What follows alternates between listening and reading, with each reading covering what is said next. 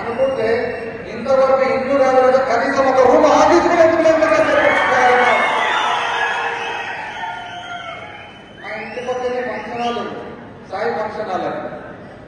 Sai function హాల్లో రోజు తెలుగుదేశం పాటలు కనపడుతున్నాయి ఇంట్లో. ఏది నేను ఇది కర్మ, ఇది పక్కనే తెలుగుదేశం పాటలు అంటే సార్ ఇది ఫంక్షన్ హాల్లో పెట్టుకున్నారు. ఫంక్షన్ హాల్లో తెలుగుదేశం పాటలు ఎందుకు పెట్టుకున్నారంటే ఇది ఆఫీస్ పెట్టినారు సార్. ఫంక్షన్ హాల్ ఏంటి, ఆఫీస్ ఏంటి? అసలు ఫంక్షన్ హాల్ ఏంటి, ఆఫీస్ ఏంటి? పూర్వజ స్నానం చేసుకుంటే సినిమా పాటలు వచ్చాయి, ఇదే కొత్త సినిమా పాటలు వచ్చినాయని చూస్తాం. కిందికి దిగొచ్చిన తర్వాత ఏమైనా ఈరోజు సినిమా పాటలు పెట్టుకుంటుంటే తెలుగుదేశంలో సినిమా పాటలు కూడా పెట్టుకుంటున్నారా అంటే కాదు సార్, ఈ రోజు ఫంక్షన్ ఉంది సార్ అన్నారు. మళ్ళీ ఫంక్షన్ ఉంటే తెలుగుదేశం పార్టీ ఆఫీస్ ఏమైనా ఈ రోజు లేనట్లేదు సార్ అన్నారు. లగ్గిరి నుంచి కోరుకోవడానికి 2 గంటలు సమయం పడుతుంది, మోకాల్లో గుర్తులు ఉన్నాయి, మీరు సొంత ఊరికి రోడ్ ఎందుకు చేసుకోలేకపోయినారు, కొత్త ఊరికి వచ్చి మీరు కొత్తగా ఏం చేయబోతా ఉన్నారని చెప్పి నేను అడుగుతాను. కరెక్టా ఏమైనా తప్పు ఉండదు.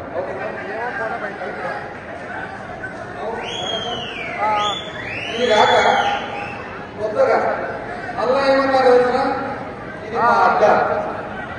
పాపం ఒకటో క్యాండిడేట్ ఉంటాయి కదా, ఒకటో క్యాండిడేట్ ఆయన అడ్డ గురించి మాట్లాడినాడు. మీరు అడ్డ, ఇది నా అడ్డ, మీ అడ్డ కాదు, నేను చెప్తా అడ్డ గురించి. ఒకవేళ నిజమే అది అర్థం కాదు, ఎందుకంటే ఫంక్షన్ హాల్లో ఆలోచన చేస్తారు కాబట్టి. చెరువులు లేక నీళ్లు లేక ఇప్పుడే చిన్నారులు అడిగినారు, పంటలు ఎట్లా? దాదాపు 36 చెరువుల కుంటలకు నీళ్లు తెచ్చి 30 గ్రామాలకు బోర్లకు నీళ్లు తెచ్చి మరి ఇంటిగ్రేటెడ్ టెర్మినల్ మార్కెట్ కడుతున్న మాట అభివృద్ధి కాదని నేను అడుగుతాను.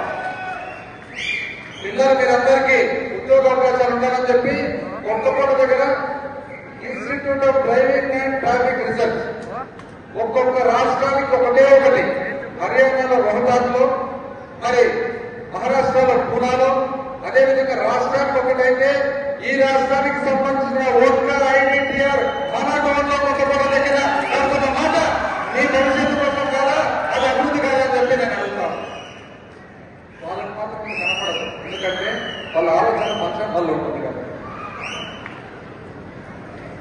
ఈరోజు ఒక మన నియోజకవర్గమే కాకుండా ఎకరాలలో ఓరగంతుల దగ్గర మెగా ఇండస్ట్రియల్ పార్క్ కడుతున్నది మనం వాళ్ళే చెప్పించిందని చెప్పి ఈరోజు నేను అడుగుతాను.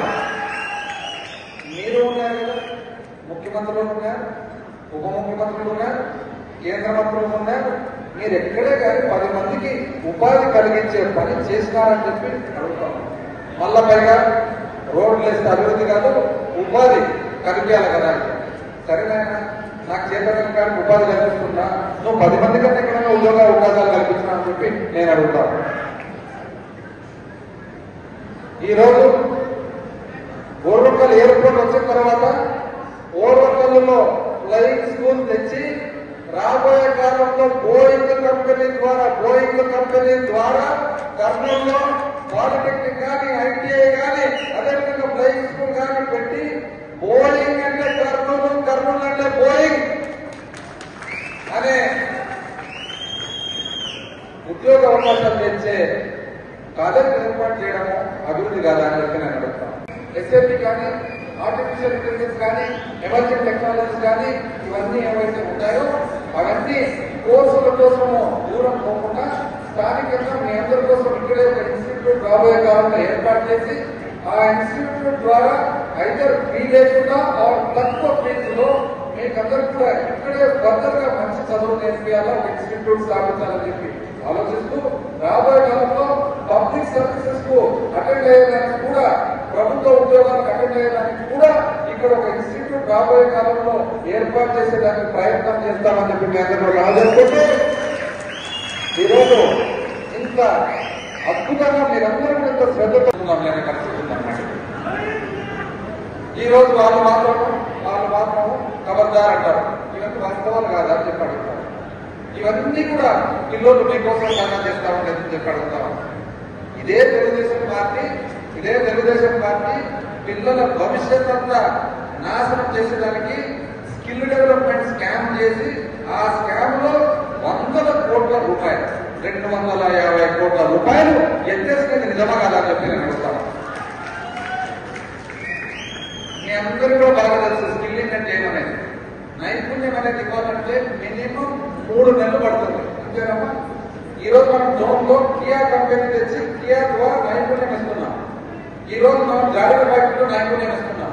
ఈ రోజు మనం ఫ్యాక్టరీలో నైపుణ్యం ఇస్తున్నాం. ఈ రోజు మనం వేదంలో నైపుణ్యం ఇస్తున్నాం. తెలుగుదేశం పార్టీ నైపుణ్యము 270 కోట్లు మన ప్రజాధనం లాగినప్పుడు మేము లెక్కలు తీస్తే ఎంత తెలుసుకున్నామో నైపుణ్యం వాళ్ళు ఇచ్చినది 3 రోజులు తప్పితే 4 రోజులు.